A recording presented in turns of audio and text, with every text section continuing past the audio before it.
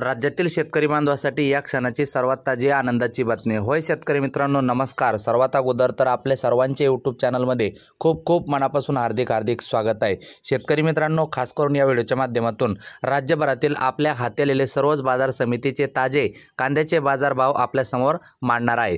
तत्पूर्वी आपणास विनंती करतो, शेतीविषयक असो किंवा इतर सर्व प्रकारच्या माहितीसाठी प्रत्येक शेतकरी बांधवाने आपले यूट्यूब चॅनल एकदा नक्की सबस्क्राईब करा, लाईक करा, कमेंट करा, शेअर सुद्धा नक्कीच करा। कांद्याचे बाजारभाव जाणून घेण्यापूर्वी शेतकऱ्यांसाठी दिलासादायक आनंदाची बातमी अजून एक बघा। महाराष्ट्रातील पूरग्रस्तांना केंद्र भरीव मदत करणार।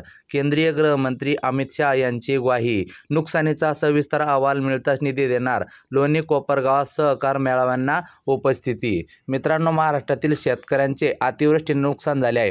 याबाबत राज्य शासनाकडून नुकसानीचा तपशीलवार अहवाल मिळताच केंद्र सरकार तात्काळ शेतकऱ्यांना भरीव मदत करेल, अशी ग्वाही केंद्रीय गृह व सहकार मंत्री अमित शाह यांनी दिल्ली येथे दिली।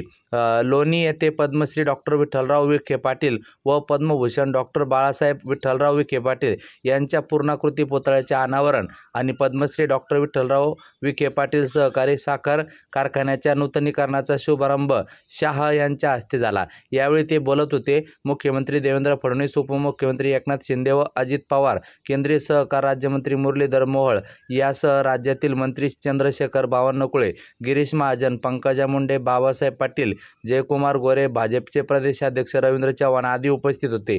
जलसंपदा मंत्री राधाकृष्ण विखे पाटील यांनी हा समारंभ आयोजित केला होता। शाह म्हणाले, केंद्र सरकारने 2025-26 मध्ये 3,132 कोटीची मदत मंजूर केली आहे।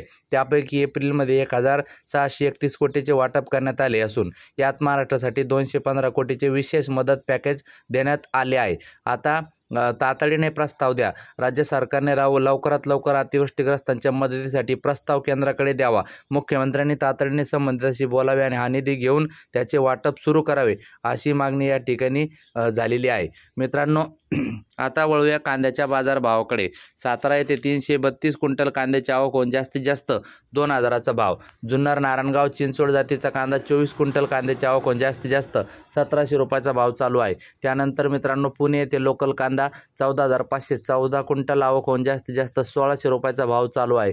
त्यानंतर मित्रांनो, पुढील बाजार समिती पुणे खडकी लोकल कांदा 13 क्विंटल कांद्याची आवक होऊन जास्तीत जास्त 1,300 रुपयाचा भाव चालू आहे। त्यानंतर मित्रांनो, पुढील बाजार समिती पुणे पिंपरी लोकल कांदा 17 क्विंटल आवक होऊन जास्तीत जास्त 1,600 रुपयाचा दर चालू आहे। त्यानंतर मित्रांनो, पुढील बाजार समिती पुणे मांजरी लोकल कांदा 81 क्विंटल कांद्याची आवक होऊन जास्तीत जास्त 1,200 रुपयापर्यंतचा भाव सध्या बघायला मिळत आहे। त्यानंतर मित्रांनो, पुढील बाजार समिती पुणे मोशी लोकल कांदा 866 क्विंटल कांद्याची आवक होऊन जास्तीत जास्त 1,500 रुपयाचा भाव सध्या सुरू आहे।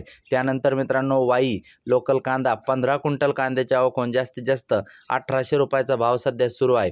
त्यानंतर मित्रांनो, पुढील बाजार समिती मंगळवेढा लोकल कांदा 41 क्विंटल कांद्याची आवक होऊन जास्तीत जास्त 1,700 रुपयाचा भाव सध्या सुरू आहे। त्यानंतर मित्रांनो, पुढील बाजार समिती अकोले उन्हाळी कांदा 1,298 क्विंटल कांद्याची आवक होऊन जास्तीत जास्त 1,625 रुपयाचा भाव सध्या सुरू आहे। त्यानंतर मित्रांनो, पुढील बाजार समिती जुन्नर वतूर उन्हाळी कांदा 12,876 क्विंटल आवक होऊन जास्तीत जास्त 1,810 रुपयाचा भाव सध्या सुरू आहे। त्यानंतर पारनेर येथे उन्हाळी कांदा 7,121 क्विंटल कांद्याची आवक होऊन जास्तीत जास्त 1,800 रुपयाचा भाव सध्या सुरू आहे। त्यानंतर मित्रांनो, रामटेक उन्हाळी कांदा 40 क्विंटल कांद्याची आवक होऊन जास्तीत जास्त 1,400चा भाव चालू आहे। भेटूया पुढच्या व्हिडिओमध्ये। धन्यवाद।